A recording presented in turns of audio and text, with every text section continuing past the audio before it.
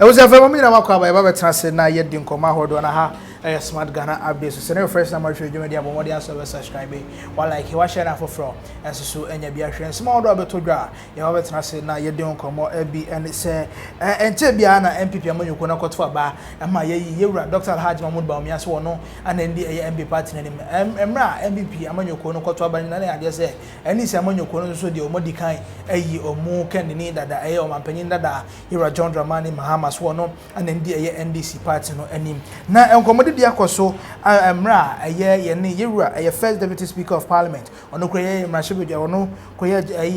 mrashibedwa ni ade ejina ma de hyamu a bekwa ya bato be hyaso Joseph oseye wosudu na friend say Joe Wise ono ana ekase na nsem do a odi tudwa nyina ne se siedu omampanya be de hya Dr. Alhaji Mahmoud Bawumia etoto yura Bawumia ho a etoto yura Mahama ho a ya de se Bawumia far better than Mahama senti ene se yehwe enuoma hodo a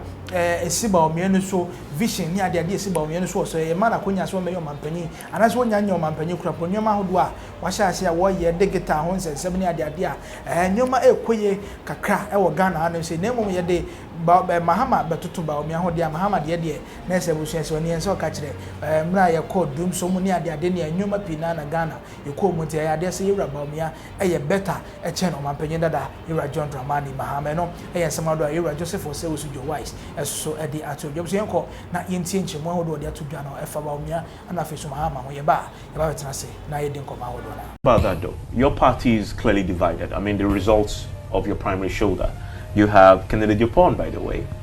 who did exceedingly well, and he's been speaking recently saying, well, the party can't take decisions without him anymore. You agree that he is now a power broker in your ranks? I don't know about that. There's only one leader. It's the presidential candidate. The party has structures for taking decisions. What should the party do with Kennedy Agyapong, though? What should the vice president do with him, considering the backing that he received in the primaries? Why are we making it appear that in a competition, once you get a certain percentage, then the dynamic should change? I don't think that should be the case. It is important to recognize him as placing second in the competition and pulling a very respectable votes. So you have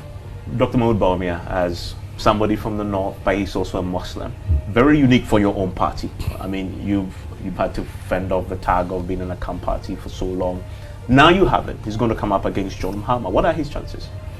considering the peculiarities he brings to the table? Very bright. Everybody who is going to vote and who wants to be voted, of course, there are people who would vote for a party and a party symbol, not with. But anybody who wants to evaluate them has their independent and respective roles in the past as a guide. And I'm sure that if you placed Bawumia against Mahama, Bawumia will always outshine Mahama. Based on? Based on what they have done in the past, what ideas they have thrown out, how they have helped implement them, and their quality of person and their integrity. You've heard recently the conversations already beginning to surface around his religious origins as a Muslim. What do you make of? I was funny a quote say Mrashibedwani a wojina ma de shomo ebekwa ya bato ambassador so no kroya as an first deputy speaker of parliament e wo Ghana Mrashibedwa fi yewura Joseph Osei Joe Wise nene ana echobi ba betena se na ye de nkoma hodo na na ye ni nkoma unu ansa na meba asem na yewura Joe Wise Joseph Osei MP for Bekwai. Honorable, you see the way they pop your face. Answer me ban komo so no. Papa Osei we deputy speaker of parliament. Ti asemi ye na hye so. Nukureni, the roads in your constituency. Bekwai ababaye, if you like, amansia de ben capital. Yes. Me boa. Yeah. Na ko hwekwan e free anwan kwanta. Edi ko twem obekwan ya de kwa akosi nkro na totoso ho no. Papa. Ensem fatakra so we the MP for 24 years or 20 years. Asabe is a deputy speaker of parliament. First deputy speaker. First deputy speaker of parliament. Na saa kwan wei ena da ho a enye krofon so na da o. E wo sa kwan bebre wo patam wa enye, but we are talking about the kwai. Speedily no gradually baba biggest a city on its own. Na kwan wei. Wabra na no even cry say bomu kwan ye sisi be kwai wo fa be bebre fa be te say eye putu oja benyina se ne ayi wona wo betimi esi be kwai ana stress your friend say baby I say are you education minister free say aduchu ayi yes friend say kontenase wotimi fa so si be kwai so kwan ne wo de sa baby a wo kan nyina kwa de fa ne say ina rose into de wo de fan say wo la ne tokro mu kwan but sa be anwan kwanta e de ko si asenfo su kwan no yes main road international road ntina deputy speaker of parliament was sansuya or they say what the MP for more than 24 years say 20 years na say kwan we da na say wo se wontu nya hohwe dia then why do we waste our time to vote for you or why do we even waste our time to vote no kura bi se yaka chemo na mamuna nso yaso we ne yank wanim nie na anu a sin of mokoto aba hwemrika de koye asphalt fe ato ho isako bi ho park no sako bi park nsuo hwem twia mo kanyam twia mo kana mo sane man eti yesre honorable kwan na da hon de ne udi no kura nkokra e kwan ne udi nkokra say first speaker of parliament what anyway yemra na asem so asem na o kana de no kura ni o de one ne ade mene no eya adwene ko ya de amaka aka sa aka biem nokre entumi enkontompo ntumi ntwimfa nokre so mane nye yie o kan akanfon mane etireba guchemu 10 na o se ubetwa nkontompo miama odwanam awe a wasom nwo de kaka na kure na we onse sawa na oda watumi ada pato wate ase so de omampani dada Mahama and current vice president also your current flag bearer and the omampani dada so no your current flag bearer o mienu begina ho say yem to omano from vice president's point of assessment here John Dramani Mahama at the time I know a vice president no omra ma kire me say saade we na me na ne yebo me din di ka asam anya bia Bawumia twantro bebrebe a kire Ghana for it's a fact but nyema bi wo no a esan so waye hu dede to twantro kwa ne di bata ho say o ka ho ne ete ne nka ebi ne mobile money interoperability ne ye friend say digital ne saane maniama no the digital ho bi na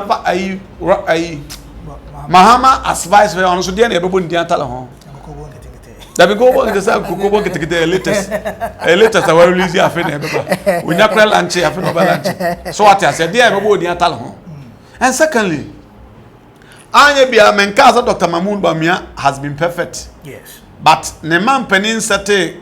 I say committee bia se hwehwe ni nhyem but ama yes sete committee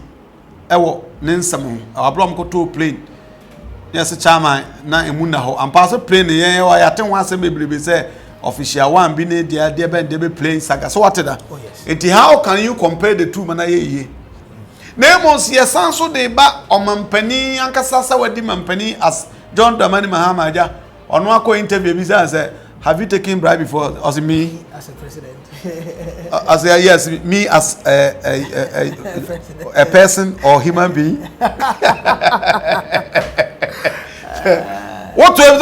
what oh me pato me nyibida majibida krana ache ana majibida krana na menya mampani na me mampani tie na ko be was it me you mean as human being I say you mean as a person chamai and now there ain't no body pussy no then one susuda yeah because I kwati ba be wura nanum so etia de batusa oyam mampani a John Dramani Mahama wɔyɛ de obetumi ayɛ as president wɔyɛ de obetumi ayɛ as president deɛ na ɔno fi sɛ obetumi ayɛ no because me if you ask me what about John Mahama did was a normal thing obi eba wɔyɛ so what I say and many of the project wɔyɛ you know were initiated by John Atamios. Yes. So even though say on the initiative on na ban was so nti no so the kan kwan kanye hwe papa yenya assessment yen hwe say obey mampani no project so your project 200 and say we project 100 emu do say no tumi wi answer ofri so bi okra yen commission ayi enye ne commissioner say na ayi kumawu as a room ho almost see hospital kase bi ho ba be almost see hospital ne pa enwura nyina twa ho nyina so what I say no podi akanya bone na me che say dodo sen na woye ya commission ma because